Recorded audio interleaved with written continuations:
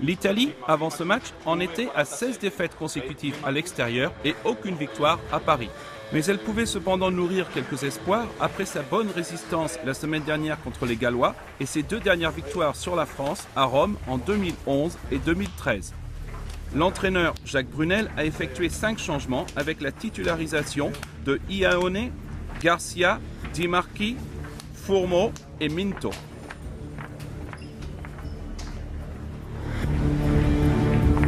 Sur la scène. De son côté, la France, pour son 700e match international, est en pleine confiance après sa victoire in extremis sur l'Angleterre et son palmarès de 59 succès sur 64 rencontres face à son rival transalpin. De son côté, Philippe Saint-André a effectué 3 changements. Il lance dans le grand bain Hugo Bonneval, fils de l'ancien international Éric Bonneval. Et il fait cette fois débuter Czarnecki au talon et Maestri en deuxième ligne. À noter le retour de François Trinduc sur le banc. La France a occupé le camp italien lors de la majeure partie des 10 premières minutes, mais sans marquer. Notamment après les échecs de Jean-Marc Doussain sur pénalité. Le premier à la 4e minute et 2 minutes plus tard, dans un angle plus difficile, Jean-Marc Doussain ratait encore la cible. 2 ratés qu'il voudra vite oublier. L'Italie a ensuite mis un peu plus la main sur le ballon et obtenu une pénalité pour un hors-jeu de Pascal Papé, le capitaine français. Mais la tentative de Gonzalo Garcia, le centre de Trévise, allait s'avérer être un petit peu courte et la France pouvait se dégager.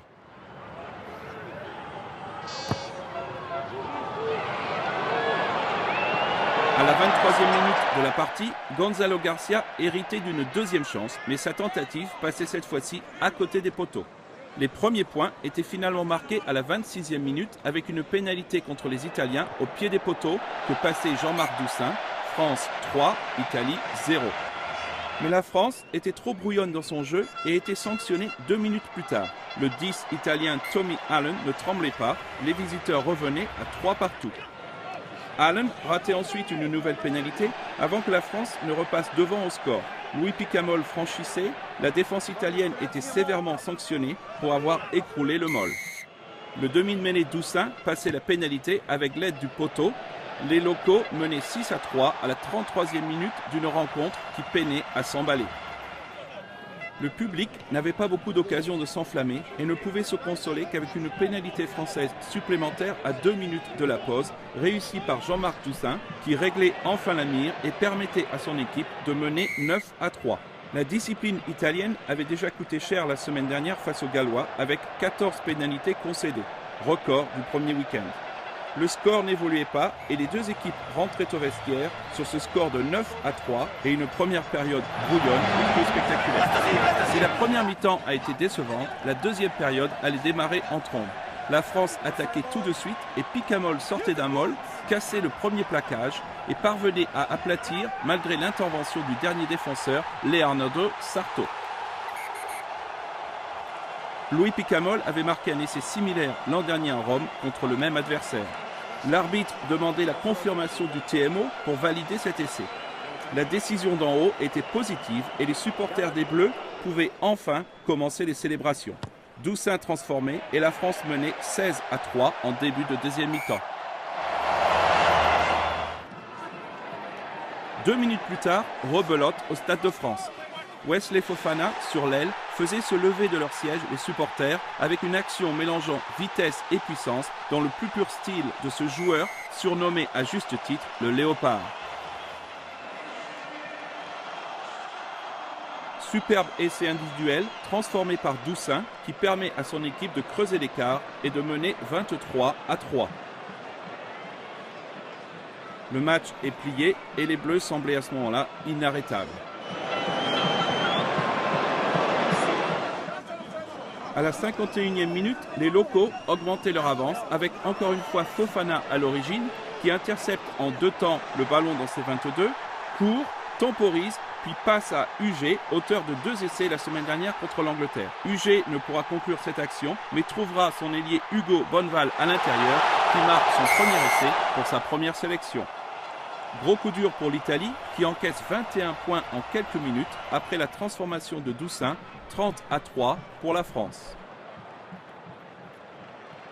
Mais l'Italie s'est ressaisie et a eu une réaction positive. Elle a dominé et occupé le camp français pour la majorité du reste de la partie et aurait pu marquer un essai à la 65e minute en coin sans le plaquage désespéré d'Ugé, forçant le ballon à aller en touche. 2 minutes plus tard, le demi de mêlée remplaçant, Tobias Botes, pensait avoir marqué sur une action personnelle le premier essai italien de la partie. Mais après avoir revu en détail et longuement tous les angles, le TMO jugeait que les derniers défenseurs français avaient réussi à empêcher le demi de mêlée italien d'aplatir le ballon. Essai refusé.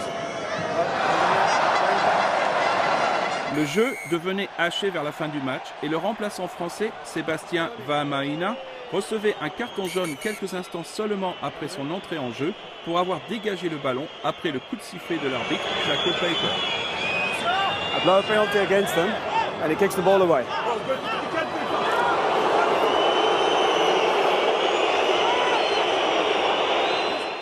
Puis, la tension est montée encore d'un cran.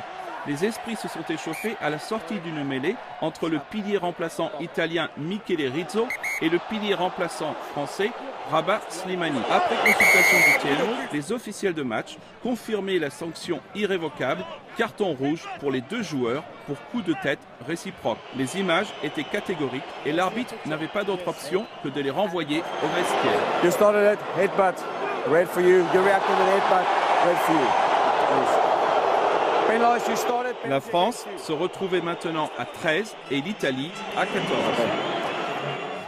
Les Transalpins allaient exploiter leur avantage numérique pour marquer leur premier essai de la partie en fin de match à la 77e minute exactement. Botes trouvait Iano sur l'aile qui inscrivait son premier essai dans les 6 nations.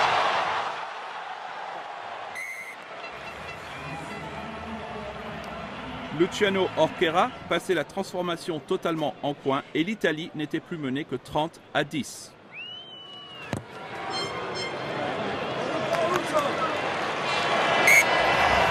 Mais c'était une bien maigre consolation pour cette équipe italienne qui a été nettement battue par la France, notamment en l'espace de quelques minutes en début de deuxième période.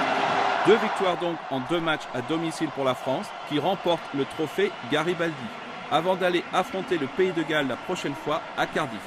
Après s'être déplacée 2 fois, l'Italie accueillera elle l'Écosse pour son prochain match et essayer de débloquer son compteur. Score final à Paris, France 30, Italie 10.